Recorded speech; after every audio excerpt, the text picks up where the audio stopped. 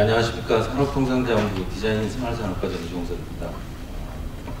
앞에서 이제 좋은 강연들 많이 주신 것 같은데, 사실 저는 디자인 전공한 사람은 아니고 이제 행정을 하는 사람이기 때문에 뭐랄까요, 이제 뭔가 디자이너로서 뭔가 인사이트를 줄 수 있는 그런 말씀은 좀 아닌 것 같지만, 그래도 여기 중소기업에서 오신 분들이 많이 계시고, 그러니까 아마 그런 차원에서 또 디자인 계통에 계신, 디자인 업계에 계신 분들이 뭔가 좀 참고가 될 만한 그런 얘기들을 좀 해줄 수 있지 않을까 그렇게 생각합니다. 제가 말씀드릴 순서는 이제 우리가 새 정부 들어와서 이제 창조경제 하는데, 창조경제와 관련해서 디자인에 대해서 이제 굉장히 기대가 많습니다. 그래서 왜 이 디자인과 관련해서 창조경제와 관련해서 디자인을 많이 얘기하는가, 그리고 현재 우리나라 디자인 산업 현재 주소 어떤 수준에 있는가, 그다음에 이제 마지막으로 디자인 산업 유상 정책에 대해서 말씀드리겠습니다. 우리 한국이 그동안에 이제 성장해왔던 거를 이렇게 쭉 한번 잠깐만 좀 되짚어 보면요, 아시다시피 지금 1980년도, 70년도 이때부터 성장률은 굉장히 높았어요. 연평균 성장률이 10% 이상을 치달았고, 그 90년대까지는 아마 세계적으로도 유례가 없는 그런 성장을 했었습니다. 그런데 아시다시피 이제 IMF 한번 맞았고요. 그 이후로 우리 잠재 성장률이 이렇게 계속 이렇게 떨어지고 있어요. 근데 떨어지고 있는 이유를 보자면, 이게 생산함수거든요. 이게 경제학 공부하신 분들 다 아는데, 이게 생산함수인데, 우리가 경제 성장을 할 때 뭘 가지고 있냐면은 노동과 자본을 대량으로 투입해가지고 생산량을 늘리는 그런 규모의 경제가 사실은 90년대까지 우리 경제 기본 패러다임이었습니다. 그래서 아시다시피 70년대까지만 해도 기술과, 우리나라 아무것도 없었잖아요. 기술과 생산 설비, 재료 이런 걸 다 수입했습니다. 다 수입해서 그걸 들여와가지고 대량 자본 투자를 했어요. 이건 어디서 빌려옵니까? 해외에서 차관으로 빌려왔죠. 그래서 대량으로 생산하면 규모의 경제 때문에 원가 절감을 하고, 그래서 이제 세계 시장에 조금이라도 뛰어들 수가 있어요. 그게 우리 90년대까지 요소 투입형 생산, 요소 투입형 경제 성장 모델이었습니다. 그리고 90년대 이후에는 살짝 좀 바뀐 게, 제가 이게 생산성 향상 모델이라고 이름 지어봤는데, 90년대 이후에는 우리가 R&D 투자라는 걸 얘기를 좀 하기 시작했어요. R&D 투자를 얘기를 했는데 뭐냐면은 원가 절감, 그러니까 똑같은 생산 설비를 가지고 어떤 기술 투자를 하면 이게 원가 절감이 더 될 거냐, 규모의 경제가 아닌 다른 차원에서 원가 절감이 될 거냐, 그 다음에 어떻게 하면은 공기 단축을 할 거냐, 이런 부분들에 대해서 이제 R&D 투자라는 걸 좀 시작을 했습니다. 그리고 스틸 만드는 물건은 뭐냐면은 선진국에서 만드는 제품, 그거였죠. 그래서 이런 식으로 이제 우리가 생산성을 높여가지고 시장 점유율도 높여왔었죠. 이제 그 다음에 IMF 맞고 우리가 이제 또 다시 위기를 좀 극복했고요. 그 다음에 2000년대 후반 이후로 와서 지금 이제 우리는 어떤 경제 성장 모델로 가야 되냐면 혁신형 모델로 가야 된다라고 이제 얘기를 많이 합니다. 혁신형 성장 모델은 뭐냐면, 앞에서는 어떻게 만드느냐가 중요했습니다. 근데 이제 지금은 뭘 만들까? 그것이 지금 가장 중요한 화두로 떠올랐어요. 잘 아시듯이 여기 구글 글래스니, 이제 웨어러블 디바이스, 이런 것들에 대해서 이제 고민을 하기 시작했어요. 이제 그래서 저희 그 산업통상자원부, 미래창조과학부, 또 여러 정부 부처에서 저희가 이제 뭘 만들지에 대한 고민의 일환으로 지금 15가지 정도의 산업엔진 프로젝트라고 이런 프로젝트를 내놨어요. 그래서 보시다시피 웨어러블 스마트 디바이스, 자율주행 자동차, 이런 여러 가지 프로젝트들을 지금 대규모 프로젝트를 지금 띄우고 있습니다.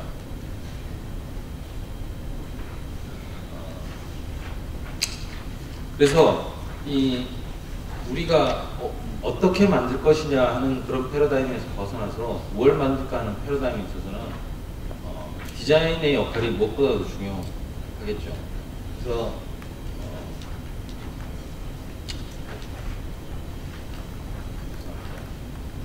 그래서 뭘 만들지에 대해서 고민하는 그런 역량들을 우리가 이제 키워 나가는 것이 이제 디자인 정책의 기본이 아닐까 그렇게 생각하고요. 그러면 이 창조 경제하고 직접적인 또 연관은 아까 제가 말씀드린 거하고 연관되는 부분인데, 우리 경제는 기본적으로 요거 뭘 만들지에 대해서는 고민을 안 했던 경제죠. 안 했던 경제고 요것만 지금 했던 경제입니다. 그래서 what과 how를 연결시켜주는 그게 바로 우리 디자인의 역할이 아닌가. 그게 그래서 이제 창조 경제에서 디자인이 중요한 것이 아닌가 그렇게 생각하고 있습니다. 이거는 저희들이 이제 디자인진흥원과 같이 조사한 자료인데요. 여기 보시면 아시다시피 이제 투자 대비 매출 증대 효과 같은 경우는 디자인은 같은 금액을 투자했을 때 14배, 기술 R&D 같은 경우는 5배, 또 업종별로 부가가치율도 반도체나 조선에 비해서 디자인이 훨씬 높습니다. 취업 유발 배수도 이제 높고요. 그래서 굉장히 유망한 산업 자체로도 유망한 산업이라고 볼 수 있는데, 그럼 우리 현재 디자인 산업의 현 추세는 어떤 수준인가? 이것도 역시 뭐 해외에서 무슨 객관적으로 이제 검증하는 것은 아니고요. 우리 디자인진흥원에서 이제 평가한 자료인데, 조금 이렇게 순위가 이제 예전보다는 많이 올라왔습니다만 스틸 이제 해외 선진국에 비교해서는 좀 여러 가지 좀 갭이 있는 것 같아요. 예를 들면 2007년도부터 2009년도에 보면은 사용자 중심 디자인, 그다음에 혁신 기법으로 정책하고 공공 서비스 디자인 같은 경우에 이미 2007년도에서 나왔어요. 근데 이제 우리나라 같은 경우는 이제 막 이런 것들을 이제 시작하고 있는 단계입니다. 그래서 한 4, 5년 정도의 경쟁력 격차는 여전히 많이 있는 것 같아요. 그리고 이제 전체적인 디자인 시장 규모를 보면 매출액이 13조고요. 인력 규모가 한 27만 명 정도 이제 고용을 하고 있습니다.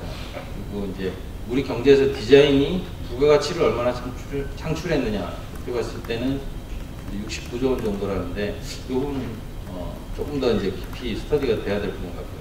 저는 이 부분을 좀 말씀드리고 싶은데, 한 해 디자이너들이 2만 명 넘게 이제 배출이 됩니다. 디자인 관련 학과 학생들이. 그러면 이제 취업률이 어느 정도나 되냐면 제가 알기로는 40% 정도가 좀 안 되는 것 같아요. 그래서 그 이유는 제가 조금 이따 다른 거하고 같이 말씀드릴게요. 이게 이제 우리나라 아시다시피 이제 인하우스 디자인, 삼성이나 아까 발표해 주신 김영종께서 발표해 주신 것처럼 인하우스 디자인은 LG나 삼성 같은 인하우스 디자인은 굉장히 그 인력 규모도 그렇고 이제 여러 가지 산에서 지원도 많이 되고 있습니다만, 중소기업들은 인하우스 디자인에 투자하기가 상당히 부담스러운 부분이 있죠. 그래서 이제 전문 디자인 회사를 많이 활용을 하는데, 전문 디자인 회사들이 보면 굉장히 또 상황도 열악합니다. 저희가 전체 매출 규모가 이제 2.4조 원 수준이고요. 업체 수가 4,000개 가까이 됩니다. 그래서 전체 디자인업의 매출액은 지금 늘고 있는 추세지만 디자인 업체 평균 매출액은 오히려 줄어들고 있는 상황이에요. 그래서 이게 여러 가지 이제 이유도 있겠지만 업체 수가 늘어났기 때문에 그런 것도 있겠지만은 디자인에 대한 어떤 거래 관행 뭐 이런 부분들도 좀 문제가 있는 것 같고, 맞습니다. 그거하고 좀 연계시켜서 생각해봐야 될 부분이, 저희가 이제 조사를 해봤더니 우리가 중소기업, 그러니까 대기업 같은 경우는 디자인 활용률이 상대적으로 좀 높습니다. 그렇지만 중소기업 같은 경우는 이 디자인 활용률이라는 게 뭐냐면 디자이너에 대한 투자가, 그러니까 디자이너에 대한 투자가 아니고 디자이너를 고용한 적이 있느냐, 아니면 디자인 전문 회사한테 일을 줘본 적이 있느냐, 그 예스와 노예요. 예스와 노인데 지금 중소기업 같은 경우는 13.8%만 활용을 해봤다는 겁니다. 그러니까 나머지 86%는 디자이너들 고용해 본 적도 없고, 디자이너 외부에 있는 전문 디자인 회사한테 일을 줘본 적도 없고 그렇다는 거죠. 이게 이제 우리 중소기업의 현실이고, 대기업도 좀 그거보다 조금 높지만 그래도 아직 굉장히 좀 적어요. 그래서 기본적으로 이제 우리 아까 좋은 사례들 많이 주셨지만 스틸 우리 디자인 쪽에서 해야 할 역할들이 아직 많이 남아 있는 것 같다. 그 다음에 아까 제가 이제 인력 얘기하는데 뭐 1년에 2만 명, 제가 아는 숫자는 최근에 나온 숫자는 한 2만 5천 명 정도 돼요. 2만 5천 명이 졸업하는데 막상 이 산업계에서 필요로 하는 인력하고 실제로 공급하는 인력하고는 좀 약간 따로 놀고 있는 것 같아요. 그래서 지금 우리가 제가 만나본 여러 가지 이제 그 대기업에 계신 분들 이런 분들 만나보면은 디자이너들이 실제로 제품 디자인하고 이런 걸 하려면은 뭔가 테크놀로지에는 이해가 있어야 되는데 실제로 우리나라 대학에서는 디자인은 아트에 가깝다 이렇게 지금 생각을 하시는 분들이 많은 것 같아요. 그래서 실제로 이제 단과대학교 미대에 있잖아요, 대부분. 그래서 실질적으로 그 디자이너들이 졸업했을 때 어떤 우리 기업들이나 산업에 와서 과연 이제 뭔가 역할을 해줄 수 있게 이렇게 인재를 양성하고 있느냐 이런 부분도 굉장히 문제가 같고요. 특히 이제 시각, 공간, 제품, 제가 알기로는 시각 디자인이나 공간 디자인 같은 경우가 뭔가 좀 이렇게 약간 좀 테크놀로지에서 덜 이렇게 오리엔티드 될까 이런 부분이기 때문에 이런 부분에 좀 사람이 많은 것 같아요. 근데 이제 서비스 디자인, 경험 디자인 뭐 이런 부분들이 굉장히 좀 앞으로는 각광받고 그런 것으로 이제 예견이 되고 있는데 이런 분야에 대해서는 실제로 우리 업계에서도 해줄 수 있는 분들이 많지가 않습니다. 전체적으로 한 0.9%밖에 우리 디자인 인력들이 해줄 수 있는 부분이 없는 것 같아요. 그래서 이런 부분들에 대한 어떤 정책적인 지원도 좀 필요한 것 같습니다. 그 다음 제가 아까 말씀드린 그 디자인 우리 디자인 전문회사, 디자인 업계가 규모 자체는 성장하고 있지만 그 개별 그 디자인 회사의 매출액은 떨어지고 있는 부분들이 여러 가지 이제 원인들이 있지만 이제 법적, 제도적 거래 기반 같은 것들이 제대로 안 갖춰져 있는 부분도 많은 것 같아요. 예를 들면 어떤 발주를 했을 때 이 용역에 대해서 얼마를 줘야 될지 이런 것들에 대한 어떤 레퍼런스가 지금 없는 상태죠. 시장. 그리고 그러다 보니까 이제 과당 경쟁, 뭐 저쪽에서는 얼마 했다 그러면 이쪽에서는 얼마 해달라. 이러다 보니까 이제 점점 단가가 낮아지는 부분들이 있고요. 그다음에 표준 계약 같은 경우도 뭐 어떤 그 표준적인 그런 거래 관행이 없으니까 그것도 이제 갑을 관계에 따라서 굉장히 좀 변화가 많이 되고 그런 부분들이 있는 것 같습니다. 특히 이제 공공부문 같은 경우는 어떻게 하냐면 저희가 현재 학술연구용역 대가를 기준으로 하고 있는데 학술연구용역 대가는 뭐냐면은 이 대학교에서 교수님들이 있으신데 이분들이 연구용역을 발주하면 얼마를 드려야 될까요? 하는 그런 차원에서 합니다. 그래서 그런 거는 교수님들은 그 연구용역을 안 하셔도 다른 데서 월급을 받으시잖아요. 그죠? 근데 이제 그 기준을 여기다가 적용을 하니까 디자인 전문회사에 계신 분들은 그거 가지고 이제 월급 받으시는 분들이거든요.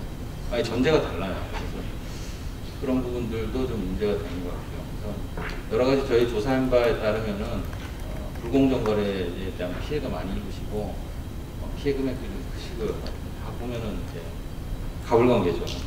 그런 부분들에 대해서 시급히 뭔가 좀 개선이 되어야 될 부분 같고 그래서 저희들이 이런 산업적인 조사를 토대로 여러 가지 정책들을 지금 구상하고 있습니다. 그리고 뭐 이미 많은 부분들은 해왔고요. 첫 번째는 저희가 중점적으로 추진한 부분이 디자인과 관련된 R&D 투자를 지금 늘리는 겁니다. 그래서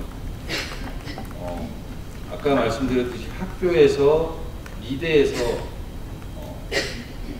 현재 지금 하고 있는 교육 상태로 그냥 놔두게 되면 뭔가 디자이너들이 기술과 관련해서 접해볼 수 있는 기회가 적은 것 같아요. 그리고 디자인 회사 계신 분들도 마찬가지로 프로젝트를 받기 전까지 그런 걸 할 수가 없어요. 그래서 이제 정부에서 일종의 시드 같은 걸 뿌려주는 그런 부분도 있고 또 여러 가지 이제 기반이 되는 기술 같은 것들은 정부에서 이제 투자를 해서 개발하고 그런 노력을 하고 있습니다. 그래서 저희가 지금 디자인 R&D, 저희가 디자인과 직접적으로 연관된 R&D 투자를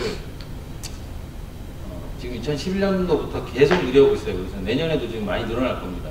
근데 아마 최근에 지금 여러 가지 지금 안전과 관련된 이슈도 있었고 복지와 관련된 이슈도 있었고 그럼에도 불구하고 아마 얼마 안 되는 늘어나가는 예산 분야 중에 하나입니다. 저희가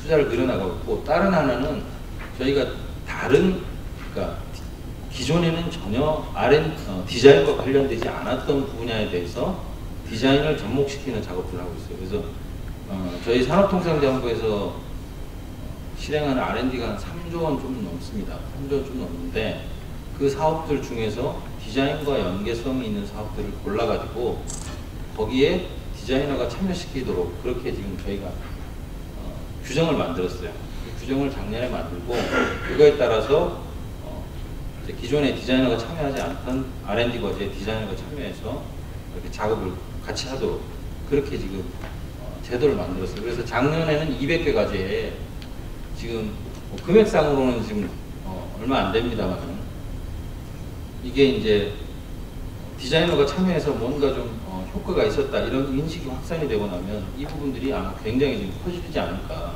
이렇게 생각을 좀 저희들이 하고 있어요. 그래서 주요 이제 분야는 여러 이제 주력 산업 분야까지 지금 포함을 하고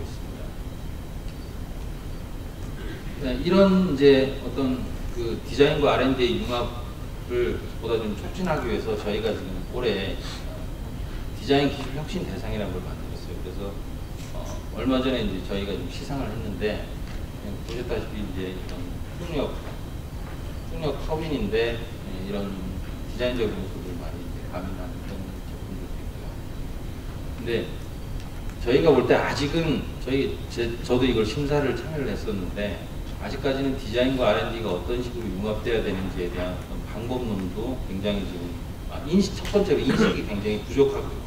그다음에 두 번째 참여를 하자, 적극적으로 참여하자라고 했을 때도 어떤 식으로 참여할 것인지에 대해서 아직까지 방법론이 많이 지금 보급이 안 된 것 같아요. 그런 부분들을 지금 저희들이 고민을 하고 있고요. 그다음에 중소기업에 계신 CEO들 아까 제가 디자인 활용률이 14%가 채 안 된다고 그래서 중소기업 CEO분들이 인식 개선이 좀 필요한 것들 같아서 저희가 교육 프로그램을 만들고 있고요. 또 필요한 많이는 못하지만 저희가 필요한 중소기업에 대한 디자인을 직접 파견을 하기도 합니다. 여러 가지 디자인 관련 이슈가 생겼을 때 해결해 줄 수 있는 이제 디자인 비즈니스 센터도 만들고 있고요. 전국에 지금 산업단지에다가 저희 디자인 관련 애로사항을 해소해 줄 수 있는 그런 이제 센터도 지금 구축을 하고 있습니다. 그다음에 이제 새로운 분야에 대해서 저희가